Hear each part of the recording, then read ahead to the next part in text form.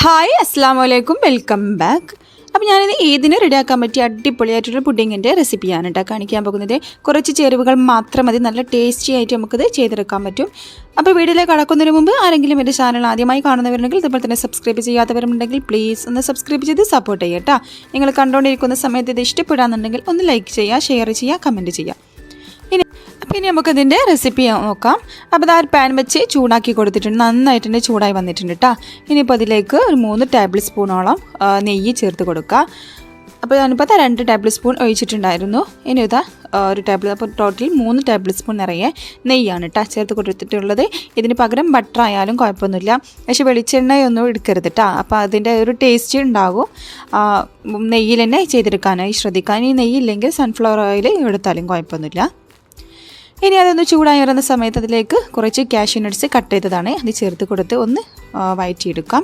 ഇനി അതിൻ്റെ കൂടെ തന്നെ കുറച്ച് ഉണക്കമുന്തിരിയാണ് കേട്ടോ, അതും കട്ട് ചെയ്തിട്ട് തന്നെ കേട്ടോ ഇട്ട് കൊടുത്തിട്ടുള്ളത്. ഇനി ഇത് രണ്ടും കൂടെ ഒന്ന് ഗോൾഡൻ കളർ ആവുന്നത് വരെ നമുക്കൊന്ന് ജസ്റ്റ് ഒന്ന് വഴറ്റിയിട്ടെടുക്കാം.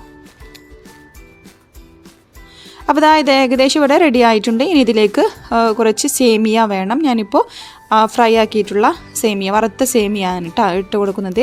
ഞാനിപ്പോൾ 1.5 കപ്പ് സേമിയ എടുത്തിട്ടുണ്ട്.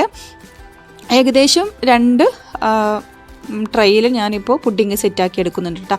അപ്പോൾ അതിന് വേണ്ടിയിട്ടാണ് 1.5 കപ്പ് സേമിയ എടുത്തിട്ടുള്ളത്. അപ്പോൾ നിങ്ങൾ കുറച്ച് ക്വാണ്ടിറ്റി മാത്രമേ ഉണ്ടാക്കുന്നുള്ളൂന്നുണ്ടെങ്കിൽ അതിനനുസരിച്ച് സേമിയൊക്കെ എടുക്കുക, 1/2 കപ്പൊക്കെ എടുത്താൽ മതി. ഞാനിപ്പോൾ കുറച്ച് കൂടുതൽ തന്നെ ഉണ്ടാക്കുന്നുണ്ട് കേട്ടോ. അപ്പോൾ അതും കൂടെ നെയ്യിലിട്ട് നന്നായിട്ട് തന്നെ ഒന്ന് വറുത്തിട്ടെടുക്കുക. വറുത്ത സേമിയാണ്, എന്നാലും ജസ്റ്റ് ഒന്ന് വഴറ്റിയെടുത്താൽ മതി. ഇനി അതിലേക്ക് ഒരു 1/4 കപ്പോളം പാലും ഒരു 1/4 കപ്പ് സാദാ പച്ചവെള്ളം കൂടെ ഒഴിച്ച് കൊടുക്കുക കേട്ടോ. ഇനിയിപ്പോൾ 1/2 കപ്പ് പാലൊഴിച്ചാലും കുഴപ്പമൊന്നുമില്ല.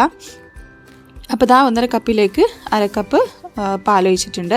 ഞാനിപ്പോൾ 1/4 കപ്പ് വെള്ളവും 1/4 കപ്പ് പാലും ആണ് കേട്ടോ ഒഴിച്ചിട്ടുള്ളത്. ഇനി ഇതൊന്ന് വറ്റി വരണം. നമുക്ക് സേമിയ ഓവർ വേവേണ്ട ആവശ്യമൊന്നുമില്ല കേട്ടോ. ഈ ഒരു പാല് ഇത്രയും മതി, ജസ്റ്റ് ഒന്ന് പകുതി വേവായി കിട്ടിയാൽ മതി കേട്ടോ സേമിയ.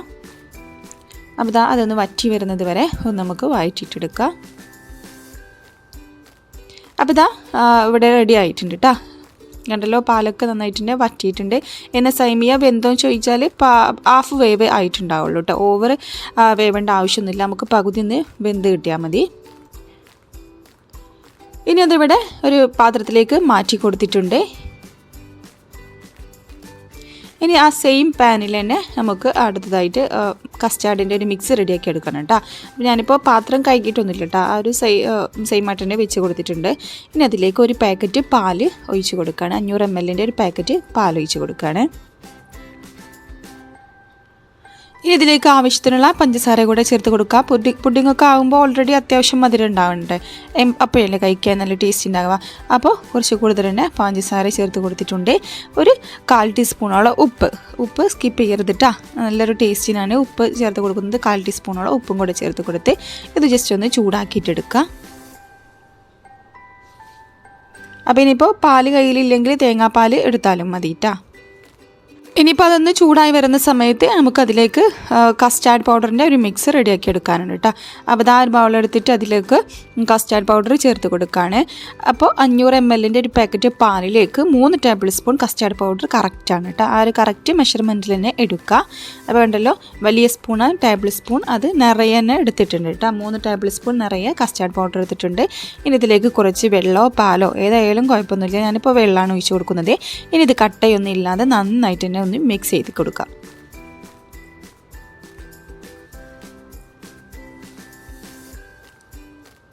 അപ്പോൾ കട്ടയൊന്നുമില്ലാതെ നന്നായിട്ട് തന്നെ മിക്സ് ആക്കി എടുത്തിട്ടുണ്ട്. ഇനി നമുക്കിത് ആ പാലിലേക്ക് ഒഴിച്ച് കൊടുക്കാം കേട്ടോ. അപ്പോൾ പാലിലേക്ക് കസ്റ്റാർഡ് പൗഡറിൻ്റെ മിക്സ് ഒഴിച്ച് കൊടുക്കുമ്പോൾ ശ്രദ്ധിക്കുക, ഏറ്റവും ലോ ഫ്ലെയിമിലിട്ടിട്ട് ഒഴിച്ച് കൊടുക്കുന്ന സമയത്ത് തന്നെ ഇളക്കിയും കൊടുക്കുക കേട്ടോ, അല്ലെങ്കിൽ പെട്ടെന്ന് തന്നെ അടുക്കി പിടിക്കാൻ ചാൻസിൻ്റെ. ഒരു കൈകൊണ്ട് നമ്മൾ കസ്റ്റാർഡ് പൗഡർ ഒഴിച്ച് കൊടുക്കുന്ന സമയത്ത് മറ്റേ കൈകൊണ്ട് ഇളക്കി കൊടുക്കാനും ശ്രദ്ധിക്കുക. തീ ഏറ്റവും ലോ ഫ്ലെയിമിലും ഇട്ടിട്ട് വേണം ചെയ്തെടുക്കാൻ.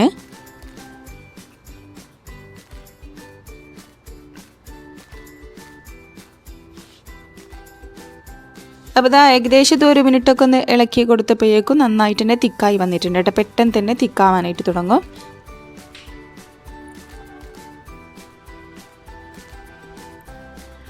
അപ്പോൾ ഇതിവിടെ റെഡി ആയിട്ടുണ്ട് കേട്ടോ. ഈ ഒരു പരുവത്തിൽ വേണം നമുക്കിത് എടുക്കാൻ. ഇത്ര ആയാൽ മതി കേട്ടോ. ഇനിയിപ്പോൾ തണുത്ത് വരുന്ന സമയത്ത് ഒന്നും കൂടെ ഒന്ന് തിക്കായിട്ട് മാറും. കണ്ടല്ലോ, ഈ ഒരു പരുവത്തിൽ നമുക്കിതിൻ്റെ ഫ്ലെയിം ഓഫാക്കിയിട്ട് മാറ്റി വെക്കാം. ഇനി നമുക്കിത് പുഡിംഗ് ഒന്ന് സെറ്റ് ചെയ്യാനായിട്ട് വെക്കട്ടെ. ഞാനിപ്പോൾ ഈ കേക്ക് ടീനിലാണ് കേട്ടോ ചെയ്തെടുക്കുന്നത്. 2 കേക്ക് ടീൻ എടുത്തിട്ടുണ്ട്, ഒന്ന് സ്ക്വയറിലുള്ളതും എടുത്തിട്ടുണ്ട് കേട്ടോ. അപ്പോൾ ഇത് ഏകദേശം 10 ഇഞ്ചിൻ്റെ കേക്ക് ടീനും 7 ഇഞ്ചിൻ്റെ കേക്ക് ടീനുമാണ് കേട്ടോ. അപ്പോൾ അത് രണ്ടിലാണ് ചെയ്തെടുക്കുന്നത്. ഇനിയിപ്പോൾ പുഡിങ്ങിൻ്റെ ട്രൈ ഉണ്ടെങ്കിൽ നിങ്ങൾക്ക് അതെടുത്താൽ നല്ലതാണ്. ഞാനിപ്പോൾ ട്രൈ ഇല്ലാത്തതുകൊണ്ട് കേക്ക് ടീൻ എടുത്തെന്ന് മാത്രം. ഇനി കുറച്ച് ബ്രെഡ് സ്ലൈസസും കൂടെ ആവശ്യമുണ്ട്. ഇനി നമുക്കത് ലെയർ ചെയ്യാനായിട്ട് തുടങ്ങാം. അപ്പോൾ പുഡിങ് ലെയർ ചെയ്യുന്നത് ശ്രദ്ധിക്കുക, പെട്ടെന്ന് തന്നെ ചെയ്തെടുക്കാനായിട്ട് നോക്കണം കേട്ടോ. ഈ ഒരു കസ്റ്റാർഡ് മിക്സിൻ്റെ ചൂടാറുന്നതിന് മുമ്പ് തന്നെ ഈ ഒരു സ്റ്റെപ്പ് പുഡിങ് ലെയർ ചെയ്തെടുക്കാനായിട്ട് ശ്രദ്ധിക്കണേ. അപ്പോൾ ആദ്യം തന്നെ ആ പാത്രത്തിൻ്റെ അടിഭാഗത്തായിട്ട് കുറച്ച് കസ്റ്റാർഡിൻ്റെ മിക്സ് ഒഴിച്ച് കൊടുക്കുക. ഓവറൊന്നും വേണ്ട കേട്ടോ. ചെറിയൊരു തിക്കായിട്ട് ചെറിയൊരു നേരിയൊരു രൂപത്തിൽ മാത്രം ഒഴിച്ച് കൊടുത്താൽ മതി. ഇത് നന്നായിട്ട് തന്നെ ഒന്ന് പരത്തി കൊടുക്കുക. ഇനി ഇതിൻ്റെ മുകളിലേക്കായിട്ട് നമുക്ക് ഓരോ ബ്രെഡ് സ്ലൈസസ് എടുത്ത് വെച്ച് കൊടുക്കാം. അപ്പോൾ ബ്രെഡ് സ്ലൈസിൻ്റെ ആ ഒരു ബ്രൗൺ പാർട്ട് കട്ട് ചെയ്യണമെന്നുണ്ടെങ്കിൽ അങ്ങനെ വേണമെങ്കിലും ചെയ്തെടുക്കട്ടെ. ഞാനിപ്പോൾ കട്ടൊന്നും ചെയ്തിട്ടില്ല, അതേപോലെ തന്നെയാണ് കേട്ടോ വെച്ച് കൊടുക്കുന്നത്. അപ്പോൾ ആ ഒരു അടിഭാഗം മൊത്തമായിട്ട് തന്നെ കവറാവുന്ന രീതിയിൽ ബ്രെഡ് സ്ലൈസസ് വെച്ച് കൊടുക്കുക. അപ്പോൾ ഒട്ടും ഗ്യാപ്പൊന്നും ഇല്ലാത്ത രീതിയിൽ വേണം കേട്ടോ അത് ചെയ്തെടുക്കാൻ. അപ്പോൾ ഓരോ ബ്രെഡും കട്ട് ചെയ്തിട്ട് വേണമെങ്കിലും നമുക്ക് വെച്ച് കൊടുക്കാം. ഗ്യാപ്പ് മൊത്തമായിട്ട് തന്നെ കവർ ചെയ്തിട്ട് വേണം നമുക്ക് കിട്ടാൻ കേട്ടോ.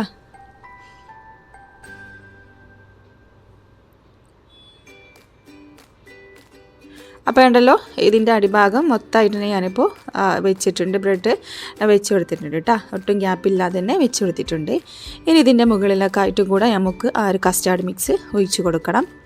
അപ്പോൾ ചൂടോട് കൂടിയാകുമ്പോൾ ആ ഒരു ബ്രെഡ് സ്ലൈസ് അതിൽ കിടന്ന് തന്നെ നന്നായിട്ട് തന്നെ ഒന്ന് കുതിർന്ന് വരും കേട്ടോ. അതുകൊണ്ടാണ് ചൂടാറുന്നതിന് മുമ്പ് തന്നെ ചെയ്തെടുക്കണം എന്ന് പറയുന്നത്.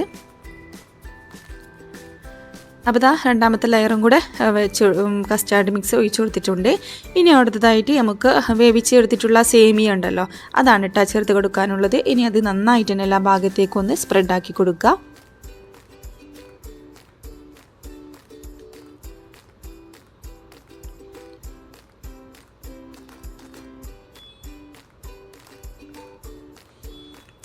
എല്ലാ ഭാഗവും ഈക്വലായിട്ട് നിൽക്കുന്ന രീതിയിൽ വേണം കേട്ടോ ഇത് സ്പ്രെഡാക്കി കൊടുക്കാൻ. എന്നിട്ട് ജസ്റ്റ് ഒന്ന് ആ സ്പൂൺ വെച്ചിട്ടൊന്ന് പ്രസ് ചെയ്തിട്ട് വേണേ ഇത് റെഡിയാക്കി എടുക്കാൻ.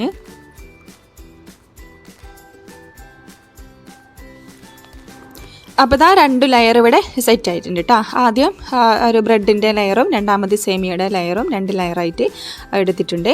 ഇനി നമുക്ക് അടുത്തായിട്ട് കുറച്ചുകൂടെ കസ്റ്റാർഡ് മിക്സ് ഇതിൻ്റെ മുകളിലേക്കായിട്ട് ഒഴിച്ച് കൊടുക്കാം. അപ്പം മൂന്നാമതായിട്ട് കസ്റ്റാർഡ് മിക്സ് ഒഴിച്ച് കൊടുക്കുന്നതിന് പകരം ഫ്രഷ് ക്രീമോ വിപ്പിംഗ് ക്രീമോ ഏതെങ്കിലും ക്രീം കയ്യിലുണ്ടെങ്കിൽ അത് ചേർത്ത് കൊടുത്താലും മതി കേട്ടോ.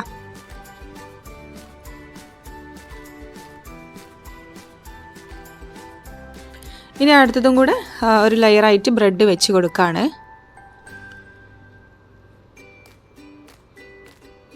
അത്യാവശ്യം തിക്നെസ് ഉണ്ടാകുമ്പോഴാണ് കേട്ടോ ഈ ഒരു പുഡിങ്ങിന് നല്ല ടേസ്റ്റ് ഉണ്ടാകുക. ഇതുപോലെ ഒരു 3 ലെയറായിട്ട് തന്നെ ചെയ്തെടുക്കുക. അപ്പോൾ മൂന്നാമത്തെ ലെയറും ഞാനിവിടെ ഫില്ലാക്കി എടുത്തിട്ടുണ്ട്. ഇനി നമുക്ക് അടുത്തായിട്ടും ഒരു കസ്റ്റാർഡ് മിക്സ് തന്നെയാണ് കേട്ടോ ചേർത്ത് കൊടുക്കാനുള്ളത്. അപ്പോൾ പറഞ്ഞതുപോലെ തന്നെ വിപ്പിംഗ് ക്രീമോ ഫ്രഷ് ക്രീമോ ഒക്കെ ഉണ്ടെങ്കിലും ഈ ഒരു സമയത്തും ചേർത്ത് കൊടുക്കട്ടെ, നല്ല ടേസ്റ്റാണ് കേട്ടോ.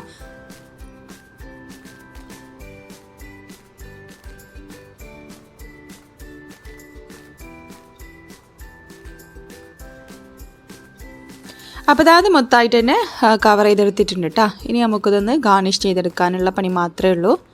അപ്പോൾ ഞാനിപ്പോൾ ഇത് ഗാർണിഷ് ചെയ്തെടുക്കുന്നത് കുറച്ച് തേങ്ങ വറുത്തിട്ടാണ് കേട്ടോ. അപ്പോൾ തേങ്ങ കുറച്ച് പഞ്ചസാരയും ഇട്ട് കൊടുത്തിട്ട് ഈ ഒരു ഗോൾഡൻ കളർ ബ്രൗൺ കളർ ആവുന്നത് വരെ വറുത്തിട്ട് വേണം ചേർത്ത് കൊടുക്കാൻ. ഇത് ഭയങ്കര ടേസ്റ്റാണ് കേട്ടോ പുഡിങ്ങിൻ്റെ കൂടെ കഴിക്കുന്ന സമയത്ത്. അപ്പോൾ ഈ ഒരു സ്റ്റെപ്പ് ഒരിക്കലും മിസ് ചെയ്യരുത്. എന്തായാലും തേങ്ങ വറുത്തിട്ട് ഇട്ട് കൊടുക്കണം കേട്ടോ. ഈ ഒരു പുഡിങ്ങിൻ്റെ മെയിൻ ടേസ്റ്റ് വരുന്നതും തേങ്ങ വറുത്ത് ഈ ഒരു സ്റ്റെപ്പിലാണ് കേട്ടോ. അപ്പോൾ ഈ ഒരു തേങ്ങ വറുത്തത് എന്തായാലും ചേർത്ത് കൊടുക്കുക. അപ്പോൾ ഇതിൽ നമ്മൾ തേങ്ങ വറുത്ത സമയത്ത് കാഷ്യൂ നട്ട്സും റൈസിൻസൊക്കെ ചേർത്തിട്ടുണ്ടല്ലോ. അപ്പോൾ ഇത് കഴിക്കുന്ന സമയത്ത് ഭയങ്കര ടേസ്റ്റാണ് കേട്ടോ. അപ്പോൾ എല്ലാ ഭാഗത്തേക്കും നന്നായിട്ട് തന്നെ ഇട്ട് കൊടുക്കുക. അപ്പോൾ ഇതിൽ കുറച്ച് പഞ്ചസാരയും കൂടെ ചേർത്തിട്ടാണ് കേട്ടോ ഞാനിപ്പോൾ തേങ്ങ വറുത്തെടുത്തിട്ടുള്ളത്.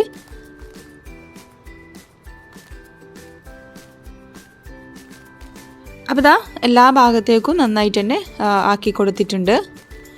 ഇനി നമുക്കിത് ജസ്റ്റ് ഒന്ന് ഗാർണിഷ് ചെയ്തെടുക്കാം. അപ്പോൾ ഞാനിപ്പോൾ കുറച്ച് ബദാം എടുത്തിട്ട് ഒന്ന് കട്ട് ചെയ്തെടുത്തിട്ടുണ്ട് കേട്ടോ. ഇനി ഇത് ചേർത്ത് കൊടുക്കുകയാണ്. ഇനിയിപ്പോൾ ബദാമൊന്നും കയ്യിലില്ലെങ്കിലും കുഴപ്പമില്ല കേട്ടോ. ഇത് ഈ ഒരു രീതിയിൽ തന്നെ ഫ്രിഡ്ജിൽ വെച്ചിട്ട് തണുപ്പിച്ച് കഴിക്കാനും നല്ല ടേസ്റ്റാണ് കേട്ടോ. ഈ ഒരു ഗാർണിഷ് ചെയ്യുന്ന സ്റ്റെപ്പ് വേണമെങ്കിൽ നമുക്ക് ഒഴിവാക്കാം. പക്ഷെ ആ തേങ്ങ വറുത്തത് മാത്രം എന്തായാലും ഇട്ട് കൊടുത്താൽ മതി കേട്ടോ. അപ്പോൾ ഇതാ ബദാമും കൂടെ ചേർത്ത് കൊടുത്തിട്ടുണ്ട്. ഇനി നമുക്ക് ബാലൻസ് ആയിട്ട് വന്നിട്ടുള്ള കുറച്ച് സേമിയ കൂടെ അതിൻ്റെ മുകളിലേക്കായിട്ട് വിതറി കൊടുക്കുക. അപ്പോൾ ഇത്രേ പണിയുള്ളൂ കേട്ടോ. നല്ല അടിപൊളി ടേസ്റ്റാണ് ഈ ഒരു പുഡിങ്.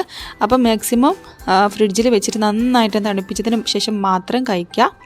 അപ്പോൾ ഞാനിപ്പോൾ 2 ട്രേയും സെറ്റാക്കി എടുത്തിട്ടുണ്ട്. ഇനി ഇത് 2-3 മണിക്കൂറിന് ശേഷം വേണം കേട്ടോ ഫ്രിഡ്ജിൽ നിന്ന് എടുക്കാൻ. അപ്പോൾ ഇതാ ഞാനിപ്പോൾ നന്നായിട്ട് തണുപ്പിച്ചതിന് ശേഷമാണ് പുറത്തെടുത്തിട്ടുള്ളത്.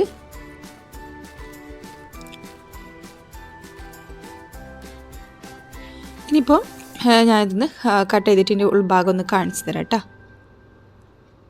നല്ല സോഫ്റ്റ് ആയിട്ടുണ്ടാവും കേട്ടോ. ആ ഒരു കസ്റ്റാർഡിൻ്റെ മിക്സ് നമ്മൾ ചൂടോട് കൂടി തന്നെ ഒഴിച്ച് കൊടുത്തത് കൊണ്ട് തന്നെ ബ്രെഡൊക്കെ നന്നായിട്ട് തന്നെ സോഫ്റ്റ് ആയിട്ടുണ്ടാവും.